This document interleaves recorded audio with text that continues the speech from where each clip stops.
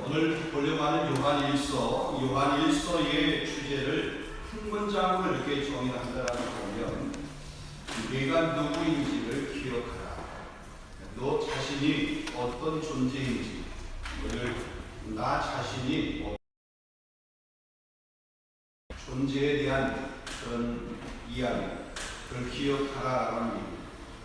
하지만 내가 누구인가, 내가 어떤 존재인가, 또 그 존재에 맞는 합당한 삶의 모습은 어떤 모습입니까? 우리가 살면서도 우리는 늘 이런 질문들을 하게 됩니다. 또 이런 질문들에 대한 대답을 가지고 있는 사람은 그 사람의 행동거지나 또 삶의 그 궤적들을 보든지 혹은 걸어가는 그 삶을 가만히 보게 되면 단단하고 건강하고 흔들림이 없는 그런 삶을 살아가는 모습을 보게 됩니다. 근데 내가 누구인지도 모르고 내가 뭘 해야 되는지도 모르고 나라고 하는 존재의 합당한 삶이 무엇인지도 모르면 그냥 질팡절팡하는 거죠. 우왕좌왕하면서 이렇게 살아가는 그런 모습. 만약에 우리가 내가 누구인가라고 하는 것을 잃어버렸다라고 그러면 나라고 하는 사람의 삶의 전체를 잃어버리는 것하고 같습니다. 또 다른 말로 얘기하면 하나님을 잃어버리는 것입니다. 우리의 삶이 무능력하고 우리의 믿음이 후퇴한다라고 하는 이유는 내가 누구인지를 혹은 하나님이 누구신지를 잃어버렸기 때문에 그렇습니다. 그래서 오늘 결론적으로 먼저 말씀을 드리게 되면 우리는 하나님의 사랑을 입어서 하나님의 자녀가 된 하나님의 백성입니다. 그러니 하나님 백성으로서의 믿음의 소망을 갖고 거룩하고 성결된 그런 삶을 살라, 이렇게 말씀하고 있는 것이 오늘 이 요한 사도가 우리에게 던져주고 있는 그런 말씀입니다. 그러니까 하나님의 자녀가 되었다라고 하는 것이 어떤 의미고 하나님의 자녀가 되었다는 것의 축복이 무슨 의미인지, 우리의 존재가 무엇인지를 깨닫게 해주기 위해서 이 요한 서신을 기록했다라고 이렇게 말씀을 드릴 수 있겠습니다. 앞에 본 1장 4절을 보게 되면 우리가 이것을 쓰면 우리의 기쁨이 충만하게 하려 합니다. 요한 사도가 이 서신을 쓰게 된 이유를 설명합니다. 기쁨이 충만하게 하려 합니다. 저와 여러분에게 오늘 이 말씀을 전하는 것은 우리 안에 기쁨이 충만하게 되기 위해서. 요한일서 2장 12절 말씀 보면 자녀들아 내가 너희 죄가 그의 이름으로 말미암아 사함을 받았으며, 우리가 죄라고 하는 죄악 가운데 특별한 존재인데 그 죄가 그의 이름으로 말미암아, 그가 누굴까요? 그가 누구이실까요? 예수 그리스도. 그분의 이름으로 말미암아 죄 사함을 받았다. 죄 사함을 받은 존재다라고 하는 거죠. 그리고 요한일서 5장 13절 말씀 보면 내가 하나님의 아들의 이름을 믿는 너희에게 이것을 쓰는 것은, 이 서신을 쓰는 이유를 분명히 얘기합니다. 너희로 하여금 너희에게 영생이 있음을 알게 하려 합니다. 우리 따라하겠습니다. 영생이 있음을 알게 하려 합니다. 자, 그러면 세 가지 말씀을 드렸습니다. 요한 서신, 이 요한 사도가, 사도 요한이 이 서신을 쓰게 된 첫 번째는 우리 안에 뭐가 있게 하기 위해서? 기쁨. 그렇죠? 우리 안에 기쁨이 있게 하기 위해서. 두 번째는 우리의 죄의 문제가 그분의 이름으로, 예수 그리스도의 이름으로 사심을 받았다, 용서함을 받았다. 우리가 죄인이 아니라 그 이름으로 말미암은 의인이 되었다. 세 번째 거죠. 우리의 뭐가 있다? 형체가 있다. 영원한 하나님 나라. 그것을 이 요한 서신이 말씀하고 있다. 자, 요렇게 세 가지로 한번 간단하게 한번 생각해 보도록 첫 번째로 보면 우리는 하나님의 사랑으로 자녀가 된 백성이다. 하나님의 자녀이다. 하나님의 백성이다라고 하는 것을 오늘 본문은 우리에게 말하고 있습니다. 자, 1절, 본문 1절 보면 보라, 아버지께서 어떠한 사랑을 우리에게 베푸사 하나님의 자녀라 일컬음을 받게 하셨는가. 우리가 그러하도다. 그러므로 세상이 우리를 알지 못하면 그를 알지 못함이니라. 여러분, 1절에도 하나님의 자녀라고 하는 말이 있지만 2절에도 보면 하나님의 자녀라고 그렇게 말하고 있습니다. 그런데 여러분, 1절에서 말하는 하나님의 자녀와 2절에서 말하는 하나님의 자녀라는 말에는 차이가 있습니다. 1절을 보게 되면 우리가 하나님의 자녀라 일컬음을 받게 되었다. 하나님의 자녀라 그렇게 불리게 되었다라고 하는 겁니다. 하나님의 자녀로 불림을 받는 그런 상태. 그러니까 법적으로 보면 양자, 신학적으로 보면 양자의 영을 받아서 아버지를 아빠, 하나님을 아빠 아버지라 부른다. 우리는 양자다. 근데 아직 우리 안에 연약함이 있고 불의함이 있고 죄와 허물이 있는데도 불구하고 우리가 하나님의 자녀가 되고 또 자녀라고 불리워진 상태. 근데 그렇게 된 원인은 뭐냐? 무엇 때문에 우리가 그렇게 하나님의 자녀라고 불리워졌느냐? 예수 그리스도의 십자가의 사랑 때문입니다. 그 사랑으로 우리를 자녀 삼아 주었다라고 하는 겁니다. 자, 그걸 좀 더 구체적으로 보게 되면 1절에서 말하고 있는 어떠한 사랑,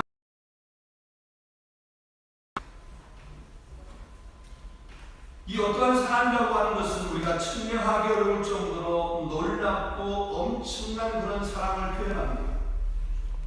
쉽게 말해서 죄로 인하여서 죽을 수밖에 없는 우리를 위해서, 멸망받아 마땅한 우리를 위해서, 우리 죄인들을 구원하기 위해서 당신의 하나밖에 없는 독생자를 보내시기로 작정하고 죄 없으신 그 아들을 십자가에 죽게 한 성부 하나님, 그 하나님의 사랑을 말해주는 것입니다.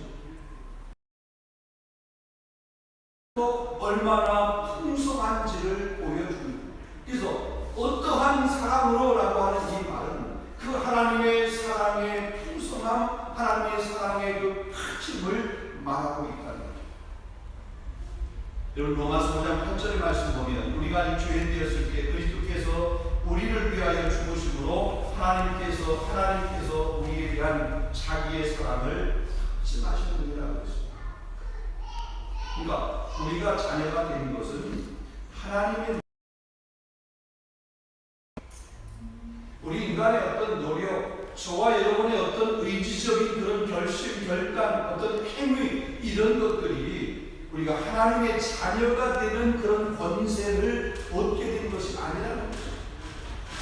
우리가 하나님의 자녀가 된 것은 전적으로 어떠한 사랑, 하나님의 그 엄청난 사랑, 예수 그리스도의 십자가의 대속의 사랑이다. 그 사랑으로 우리가 하나님의 자녀가 백성이 되었다는 것을 지금 명확하게 분명하게 말씀하고 있습니다. 우리가 행위로 말미암는 것이 아니라 하나님의 사랑, 예수 그리스도의 대속. 그렇게 우리가 하나님의 자녀가 되는 것이 우리가 결코 뭐 하는 것으로 자랑할 것이 없음을 이야기하는 거죠. 자, 두 번째로 보게 되는 것, 자, 하나님의 자녀된 우리는 변화된 삶, 다시 말하면 하나님 자녀의 삶, 합당한 삶을 살아야 된다. 아까 1절에서 하나님의 자녀라고 그랬습니다. 근데 이 하나님의 자녀라고 하는 말과 2절에서 말하고 있는 하나님의 자녀라고 하는 말은 좀 차이가 있다라고 말씀을 드렸습니다. 그러니까 이 2절에서 말하고 있는 하나님의 자녀는 1절에서 말하는 하나님의 자녀보다 또 다른 차원의 자녀를 말합니다. 3절까지 한번 읽어드리겠습니다. 현대에서 쉬운 성경으로, 사람 여러분, 이제 우리는 하나님의 자녀들입니다. 우리가 어떤 나타나시면 우리도 그분과 같이 될 것임을 우리는 압니다. 우리가 그분을 있는 모습 그대로 볼 것이기 때문입니다. 누구든지 그분을 향해서 이 소망을 가진 사람은 그분께서 정결하신 것처럼 자신을 정결하게 합니다. 자, 1절은 그냥 하나님의 자녀로 불리움을 받는 그런 단계입니다. 근데 2절, 이어 3절은 예수 그리스도와 같이 변화된 단계, 다시 말하면 변화되어 성숙한 삶을 살아가는 그런, 이렇게 얘기하면 그냥 하나님의 자녀, 우리가 자녀로 출생하잖아요. 그러니까 출생한 것, 그래서 자녀로 그렇게 명명되어지는 것이 1절이라고 그러면 그 상태로 가만히 있으면 어때요? 그 부모의 권식이잖아요. 1년이 지나고 5년 지나고 10년이 지나면 자라가야 되잖아요. 말도 하고 움직임도 하고 뛰기도 하고 뭔가 사고하면서 이런 생활에 이렇게 성숙함이 필요한 거죠. 그것처럼 2절에서 말하고 있는 이 하나님의 자녀라고 하는 말 가운데는 그런 성숙의 의미를 가져가고 있다. 그러니까 처음에는 우리가 어떠한 상태에 있어도 어떠해도 아무 상관이 없습니다. 하나님의 자녀라고 불려질 때는, 왜냐하면 우리가 연약한 걸 다 아십니다. 연약해도 괜찮습니다. 죄 가운데 있어도 괜찮습니다. 심지어는 하나님과 원수인 관계에 있었어도 괜찮습니다. 누구든지 다 어떠한 상태에 있었든지 다 하나님의 자녀로 하나님은 그렇게 불러주시고 하나님은 받아들여 주십니다. 자, 그런데 시간이 지나고 때로 그 사랑의 깊이를 알고 그 사랑의 넓이를 알고 그 사랑의 길이를 깨닫고 그 사랑의 풍성함을 깨달은 후에는 이제는 자라가는 그런 자녀가 되어야 되는 거죠. 변해야 된다는 겁니다. 성경에 그리스도의 장성한 분량이 이르기까지 자라가라 그랬어요. 자라가야 되는, 나 그냥 하나님의 자녀야 라고 하는 것으로 그냥 만족해서는 안 된다는 거죠. 성장해야 되는, 자라가야 되는 겁니다. 그렇게 하는 것이 성화입니다. 이 성화의 과정이 자녀, 하나님의 백성, 자녀에게는 반드시 필요하다는 거예요.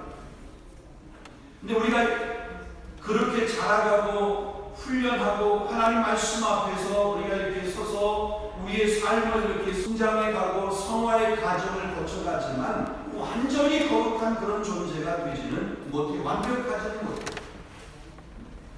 현재 우리가 하나님의 자녀지만 우리가 이 지상에서 우리 코끝에 호흡하면서 있는 그런 동안에는 하나님처럼 완전하게 존재하지 않는다는 것입니다.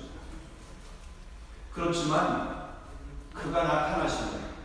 그가 나타나신다라고 하는 건 어떤 말입니까? 그가 주님으로 오시게 되게 됩니다. 그때는 더 이상 우리의 삶이, 우리의 모습이 변화할 수 없는 그런 완전한 모습으로, 하나님의 자녀의 모습으로 그렇게 변하게 됩니다. 자, 그런데 그럼 이 말을 왜 지금 요한 사도가 이런 말을 왜 했을까라는 거예요. 그 당시에 잘못된 신학 사상들 가운데 하나가 바로 뭐냐면 영지주의라고 하는 잘못된 이단 사상이 있었습니다. 당시 이 영지주의자들은 어떻게 생각했냐면 하나님을 경험하고 만난 사람은 즉각적으로 완전해진다. 그러니까 하나님을 경험하고 하나님을 만난 사람은 완전한 자로 즉각적으로 변모가 된다라고 그렇게 감췄습니다. 한번 구원의 감격과 기쁨을 누린 사람은 어떠한 삶을 살아도 괜찮다. 그 구원의 기쁨과 감격을 빼앗기지 않는다. 그래서 어떤 것까지 나아가냐면 극단적인 쾌락주의 이런 모습들까지 나가게 됩니다. 아니, 내가 구원받은 것은 내 영혼이 구원받은 것이지 내 육체 구원받는 것이 아니지 않느냐. 그러기에 내 구원, 내 육체라고 하는 것은 내 영혼을 감싸고 있는 하나의 고기 덩어리 몸에 불과하니까 이거는 내 영혼에게 아무런 영향을 미치지 않는다. 그래서 그 육체를 아무렇게나 이렇게 사용하는 거예요. 자기 마음대로 그렇게 하는 거예요. 육신의 정욕대로 그렇게 살아가는 그런 모습입니다. 그래서 이런 쾌락주의의 모습들이 이 영지주의 안에서 나오게 되는 것입니다. 그래서 이 사도 요한이 이 영지주의자들은 지금 완전히 변화됐다고 주장하지만 그 현재 완전해진 것은 그리스도가 재림한 후에 완전한 상태로 변화될 것인데 그 전까지는 거룩이라고 하는 것을 잊고 성화의 과정을 계속해서 거쳐가야 됩니다. 영주자들은 자신들만 독특한 심적인 지식과 경험이 있다고 주장하면서 잘못된 교리, 거짓된 교리 이런 것들을 주장하였습니다. 완전한 모습은 주님이 재림하실 때에 갖추어지게 되는데 지금 그들이 믿는 그 믿음으로 완전해졌다라고 생각을 하고 삶이 방탕한 거죠. 삶이 방종한 거죠. 어떤 훈련이나 연단의 이런 과정들을 필요하다라고 생각하지 않은 겁니다. 그 당시 사람들 가만히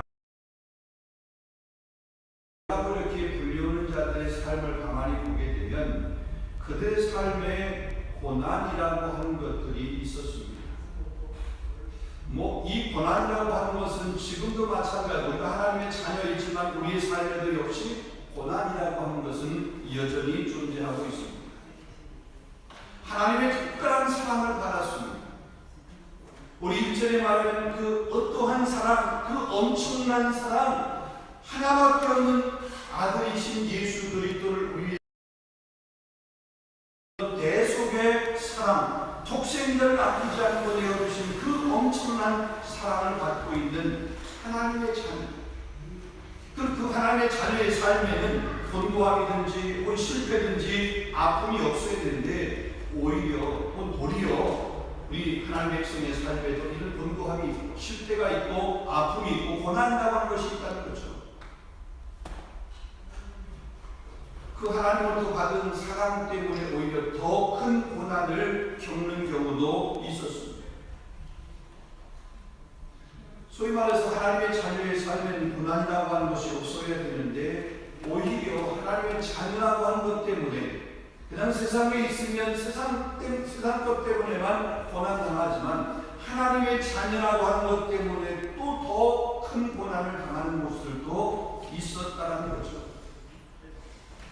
자, 그래서 이 고난의 현장에서 사는 우리 그리스도인들에게 장차 이루어질 영광스러운 모습을 바라보면서 종말론적인 그런 신앙을 갖고 살도록 권면하고 있는 메시지 내용이 바로 요한 사도의 메시지입니다. 오늘 본문의 메시지입니다. 자, 그래서 바울은 로마서 말씀에도 보면 8장 17절 말씀이죠. 자녀이면 또한 상속자, 곧 하나님의 상속자요 그리스도와 함께한 상속자니 우리가 그와 함께 영광을 얻기 위하여 고난과 함께 받아야 될 것입니다. 그러니까 하나님의 자녀의 삶에도 고난이라고 하는 것이 있다.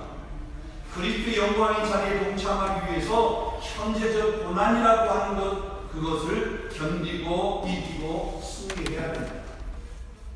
자, 이것을 신학적인 용어로 보면 지금 장래 앞으로라고 하는 거예요. 지금과 장래라고 하는 것을 대조하면서 강조하고 있습니다. 구원의 현재의 상태를 말합니다. 하나님의 보호하신 현재의 삶에 있는 것을 말합니다. 장래에 되어질 것이라고 하는 것은 구원받은 성도들의 미래 종말론적인 그런 모습을 말합니다. 그리스도와 함께 영원한 모습으로 변한 상태, 그때 변화된 그때의 모습을 얘기하는 거예요. 미래의 모습을 이야기하는 거예요. 근데 아직 그때라고 하는 것은 이루어지지 않아요. 이미 시작이 되었지만 지금 우리가 하나님의 자녀이지만 그 하나님의 자녀로서의 완성된 모습은 아직 난 예수.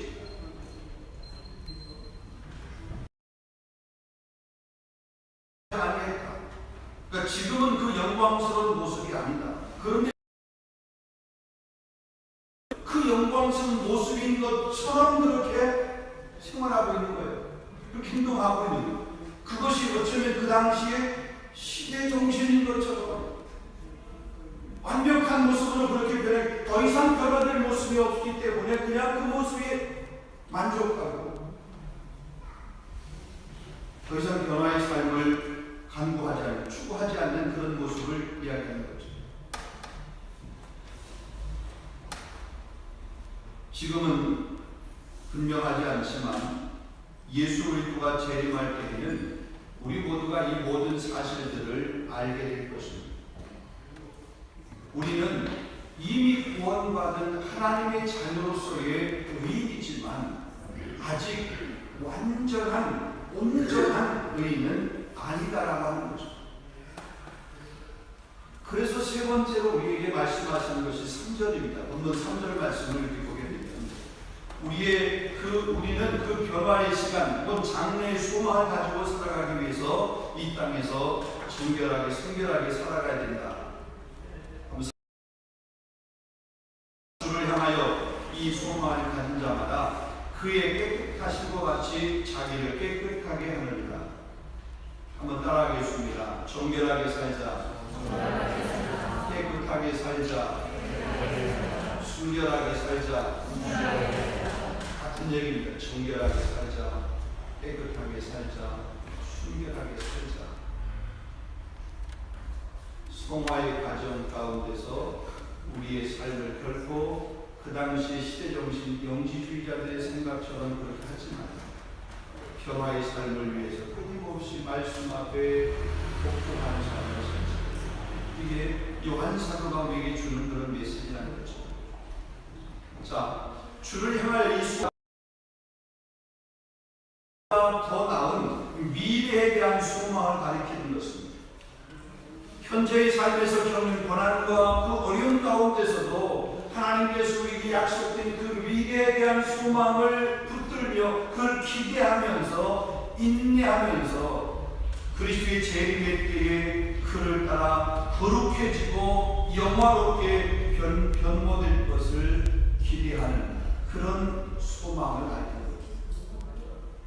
거죠. 깨끗게 하다, 정결하게 하다, 또 신성하게 하다라고 하는 말, 쉽게 얘기해서 깨끗함, 거룩함을 위해서 행하는 그런 모든 행위들을 이해합니다. 제사장들의 정결 예식이 있습니다. 아니 제사장뿐만이 아니라 하나님의 백성들의 삶에 정결해야 되는 그 정결 예식들이 있습니다. 여러분 제사장들만 우리도 왕 같은 제사장이기 때문에 똑같습니다. 레위기에 있는 그 제사장들의 정결법이 정결 예식이 우리에게도 정결한 삶을 위해서 동일하게 선포되어야 되는 메시지라는 거죠. 죄로부터 떠나는 것입니다. 죄를 버리고 경건에 이르도록 날마다 힘쓰는 것입니다.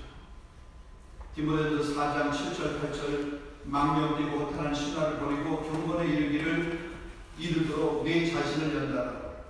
육체의 연단은 약간의 유익이 있으나 경건은 범사에 유익하니 금생과 내생의 약속이 있는 것. 사도 바울이 뭐라고 말했습니까? 악이라고 하는 것은 모양이라도 버리라. 우리 성령의 충만함을 받으라 그렇게 말하고 있습니다. 고린도후서 7장 1절 말씀은 그런즉 사랑하는 자들아 이 약속을 가진 우리는 하나님을 두려워하는 가운데서 거룩함을 온전히 이루어 하나님을 두려워하는 가운데서 거룩함을 온전히 이루어 육과 영의 온갖 더러운 것에서 너 자신을 깨끗게 하라 그랬습니다. 우리 자신을 디모데후서 2장 20절 21절 보게 되면 큰 집에는 금그릇과 은그릇뿐 아니라 나무그릇과 진그릇도 있어 귀하게 쓰는 것도 있고 천하게 쓰는 것도 있나니 그러므로 누구든지 이런 것에서 자기를 깨끗하게 하려니. 중요한 단어입니다. 금그릇, 은그릇, 나무그릇. 깨끗하지 아니하면 금그릇이라도 안 쓴다는 거죠. 깨끗하면 비록 질그릇을 할지라도 그 그릇을 귀하게 사용한다. 이런 것 자기를 깨끗하게 하면 귀히 쓰는 그릇이요 주인의 쓰심에 합당하여 모든 선한 일에 준비함이 됩니다. 말씀드리려고 합니다. 이 완서가 우리에게 주는 메시지, 우리라고 하는, 나라고 하는 존재가 어떤 존재이냐, 우리는 하나님의 자녀라고 하는 거죠. 하나님의 백성이라고 하는 겁니다. 근데 하나님의 백성들이, 하나님의 자녀들이 우리 어떤 공로로, 우리 어떤 노력으로, 우리 어떤 의지로, 우리가 어떤 조건으로 된 것이 아니라 그 어떠한 사랑, 예수 그리스도의 십자가의 계속적인 찬양받는 거예요. 근데 근데 그 성장에 가는 과정이 왜 필요하냐? 거룩함을 위해서, 청결하게 해야 되겠다, 깨끗하게 해야 되겠다. 나라고 하는 존재, 일상의 삶을 청결하게, 거룩하게, 깨끗하게 해야 돼. 지금의 모습이 완전한 모습이 아니라 주님이 이 땅에 다시 오시는 그때의 완전한 모습이 영원한 하나님 나라의 삶을 누리기 위해서 우리 그때 호흡이 있는 동안에 이 삶을 넉넉히 살아내는 저와 여러분이 되어야 될 줄로 믿습니다. 그러기 날마다 말씀으로 묵상하고 기도로 묵상하고 성령으로 충만한 삶을 살아가야 된다. 저와 여러분의 삶이 이러한 하나님의 자녀의 삶을 넉넉히 살아내는 믿음의 백성이 될 수 있기를 주님의 이름으로 축원합니다. 기도하겠습니다. 거룩하신 하나님 감사합니다.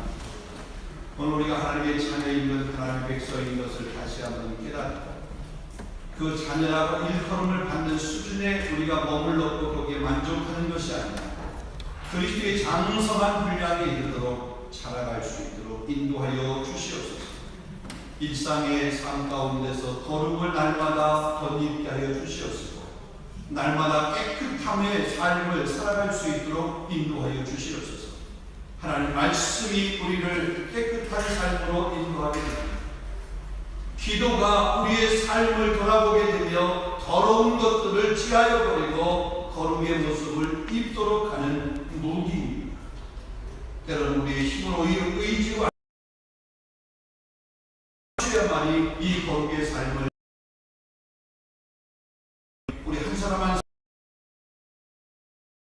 사람 인도해 주시고 하나님의 자녀된 그 자녀의 합당한 삶을 살아내는 우리 모두가 될 수 있도록 인도하여 주시옵소서. 긴 바캉스의 시간을